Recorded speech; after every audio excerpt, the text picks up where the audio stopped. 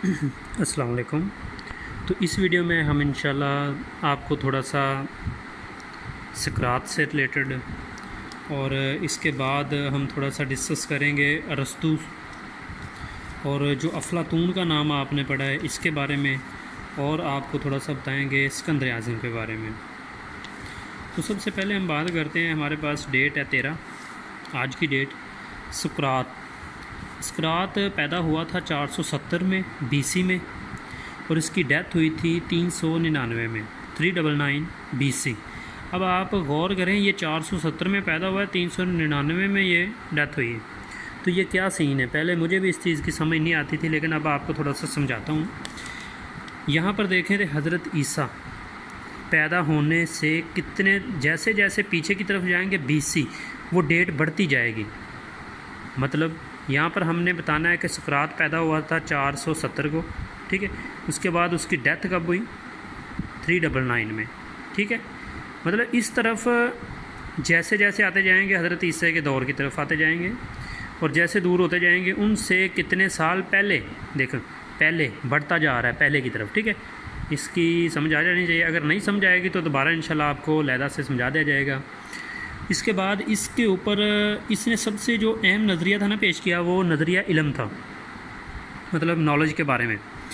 तो इसके ऊपर उस टाइम भी जो अपोजिशंस होती हैं और जो लोग पावर में होते हैं, उन्होंने इस पे यूथ करप्शन लगा दिया, क्योंकि लोग इसके कुछ हामी ख्याल होने जा रहे थे, तो इसको जहर का प्याला पिलाया जा रहा था। इसके हालांकि स्टूडेंट्स जो शागिर्द थे उन्होंने आकर कहा भी था कि हम आपको बचा लेंगे, ये कर लेंगे, वो, लेकिन इसने कहा कि नहीं।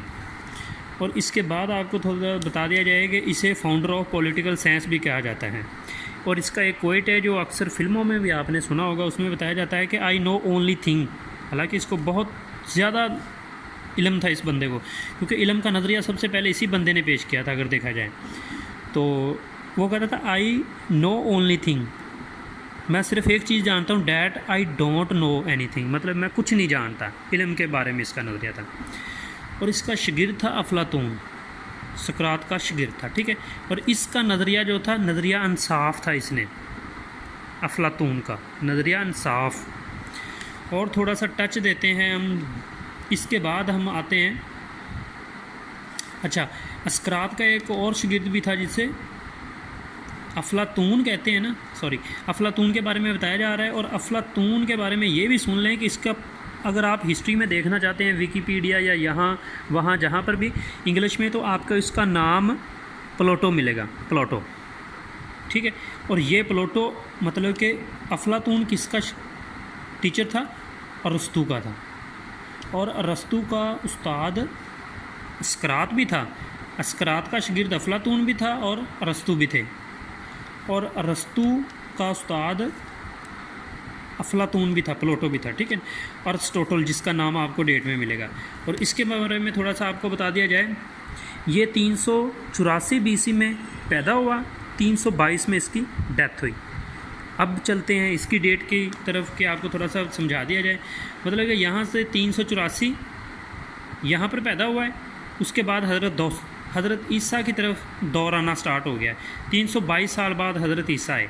मतलब कि यहाँ से पीछे की तरफ हम जैसे जैसे जाते जाते हैं तारीख बढ़नी शुरू हो जाती है। इसके बाद फिर दूसरी तारीख बढ़नी शुरू हो जाती है, ईस्वी वाली, ठीक है। अच्छा, इसके बारे में ये बताया जाता है कि फादर ऑफ पॉलिटिकल साइंस इसको कहा जाता था। और सबसे जो बेहतरीन रियासती निज़ाम, दसातीर, आइन है, वो अरस्तू का माना जाता है। अरस्तू का ख्याल ये था, इसने इसका जो आजकल की साइंस और आजकल के जो बेहतरीन लोग हैं, फ़िलासफ़र हैं, वो कहते हैं कि इसने 12 साल का जो सफ़र किया है, मुख्तलिफ़ 12 रियासतों का निज़ाम इसने देखा। उसके बाद एक निज़ाम बनाया जो दुनिया का बेहतरीन निज़ाम समझा जाता है। इसने एक आइन दस्तूर पेश किया था। उसके बाद आता है इसका जो अरस्तू का शागिर्द, अरिस्टोटल का शागिर्द सिकंदर आज़म था, जिसको अलेक्जेंडर द ग्रेट कहा जाता है। और अलेक्जेंडर द ग्रेट का जो बाप था बादशाह फिलिप II मैसीडोन यूनान वाला। अगर आप, क्योंकि जो हम नक्शा देख रहे होते हैं, जितने भी हम मैप देख रहे होते हैं, इस मैप में आपको बता दिया जाए कि ये आजकल वाला अप टू डेट मैप है। इससे पहले 100 साल पहले क्या था, 200 साल पहले क्या था, वो चेंज होता रहता है। और ये अब देख लें कि आप कितने साल पहले की बात कर रहे हैं, ये 2019 है, 2019 ये, और 300 साल पहले और भी, मतलब कि तकरीबन 2400-2500 साल पहले की बात है। तो वहाँ पर जो फिलिप II मैसीडोन का बादशाह था, उसने कहा था अरस्तु को कि तुम मेरे बच्चे को पढ़ाओ, और उसका बच्चे का नाम सिकंदर आज़म था, अलेक्जेंडर दी ग्रेट था उसका नाम। और ये 343 BC में इनको पढ़ाना शुरू किया था। अलेक्जेंडर दी ग्रेट की जो डेट ऑफ बर्थ थी, अलेक्जेंडर दी ग्रेट को अलेक्जेंडर 3 भी कहा जाता है, मतलब इससे पहले भी 2 गुजरे हैं, ठीक है। इसके बाद आपको बता दिया जाए 323 को इसकी डेथ हुई, 356 को इसकी पैदाइश हुई थी।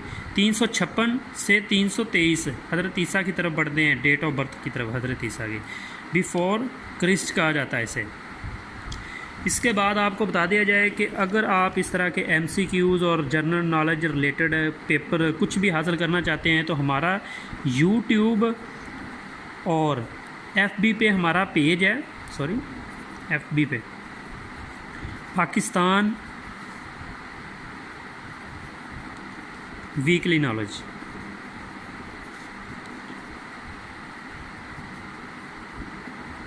तो इसको लाइक कर लें, सब्सक्राइब कर लें, ताकि आपको इस तरह की वीडियोस मिलती रहें।